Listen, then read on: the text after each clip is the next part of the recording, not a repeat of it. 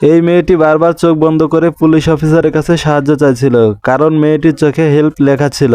আর police অফিসারটি সেটা খেয়াল করে। তখন মেয়েটার সাথের লোকটি বলে, আমরা কি এখন যেতে পারি? তখন পুলিশ অফিসার কায়দা করে তাকে বলে, মেয়েটার পাসপোর্টে সমস্যা আছে, তাই তাকে জিজ্ঞাসাবাদের জন্য নিয়ে যাব। এই বলে মেয়েটির হাতে হাতকড়া পরিয়ে তাকে নিয়ে যেতে শুরু করে। তখন লোকটি বলে, আমি ওর সাথে একটু কথা বলতে চাই। তখন পুলিশ অফিসারটি বলে, ঠিক আছে বলো।